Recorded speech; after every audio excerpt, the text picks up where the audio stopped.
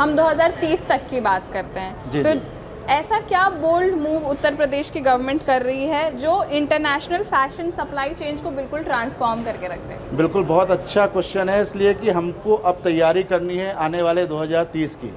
तो बहुत ज़रूरी है, हमने जैसा आपको कहा कि 2022 में हमारी एक टेक्सटाइल पॉलिसी लॉन्च हुई थी। उसमें बहुत सारी चीज़ें रखी गई हैं, जो छोटी यूनिट है उनके लिए भी, जो बड़ी यूनिट है उनका एक्सपेंशन हो रहा है उनके भी, और सबसे ज़्यादा जो उसमें इम्पॉर्टेंट पॉइंट है कि जो हमारी यंग जनरेशन आ रही है, जो हमारे Indian institute of handloom technology या टेक्सटाइल के बहुत सारे इंस्टीट्यूटों में पढ़ाई करके आ रही है या फैशन के दौर में निफ्ट से पास आउट हो रही है, उसमें बहुत सारे ऐसे लोग हैं जो खुद का उद्यम स्टार्टअप करना चाहते हैं, जो स्टार्टअप किसी के मतलब वो जॉब्स के अलावा अपने स्टार्टअप पे ज़्यादा फेवर में है। तो उस पॉलिसीज़ में ऐसे बहुत सारे इशू रखे गए हैं, बहुत सारे ऐसे पॉइंट रखे गए हैं जिसमें हम इन यंग जनरेशन को स्टार्टअप करने का मौका दें। उसमें उनको 60% तक सब्सिडी दी जा रही है, जिससे वो अगर फैशन की फील्ड में है तो अपने डिज़ाइन स्टूडियो सेटअप कर सकें, या फैशन में अगर वो कुछ काम करना चाहते हैं तो हम एक सपोर्टिव के तौर से उनके साथ खड़े रहें। इसी तरह जो टेक्निकल बंदे हैं जो टेक्सटाइल की फील्ड में पढ़ाई कर रहे हैं, जो हमारी यंग जनरेशन है, अगर हम उसको लेके नहीं आएंगे, अपने उससे जोड़ेंगे, तो कहीं ना कहीं ये पीछे रह जाएंगे हम, क्योंकि नए लोग अगर नहीं आएंगे तो आगे बहुत ज़्यादा हम जा नहीं पाएंगे। इसी कारण से हमने अपनी गवर्नमेंट की टेक्सटाइल पॉलिसी में नए यंग जनरेशन को मोटिवेट करने के लिए, उनको सपोर्ट करने के लिए बहुत सारी चीज़ें उसमें रखी हैं टेक्सटाइल पॉलिसी में, अगर आप देखें तो इस तरह से हम तैयार कर रहे हैं कि हम अपने यूथ को भी और जो हमारे ट्रेडिशनल क्राफ्टमैन हैं उनको आने वाली 2030 के फैशन के हिसाब से तैयार कर सकें पहले से।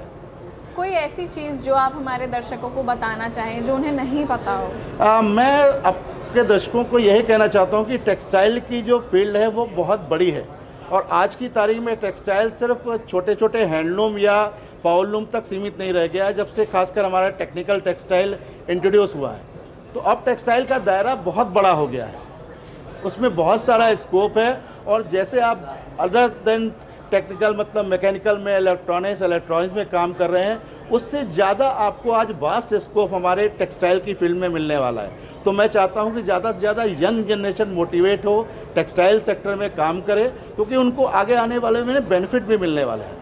तो उस तरह से जब तक हम अपनी यंग जनरेशन को ही ये कहना चाहते हैं कि इस फील्ड को अपनाएं और इसमें अपने आप को अपडेट करें, तो आपको एक बेटर अपॉर्चुनिटी मिलेगी, एक अच्छा विकल्प मिलने जा रहा है इसके माध्यम से। आखिरी सवाल पे आपका विचार जानना चाहूँगी कि भारत टेक्स कनेक्ट पे अगर आप हमें 2 शब्द बता दें तो। भारत टेक्स कनेक्ट का विज़न तो बहुत ज़्यादा उसका अभी नहीं है, बट ये है कि हम टेक्सटाइल से किस तरह से जोड़ सकते हैं। मेन उसका पर्पज़ यही है कि हम ग्लोबल मार्केट से इंडिया की टेक्सटाइल को किस तरह से कनेक्ट कर सकते हैं। उसके लिए बहुत सारे प्लेटफॉर्म, हमें टेक्निकल अपग्रेडेशन की ज़रूरत है, हमें सोशल मीडिया को बेटर ढंग से इस्तेमाल करने की ज़रूरत है, खासकर मार्केटिंग और सेल्स पॉइंट ऑफ व्यू से।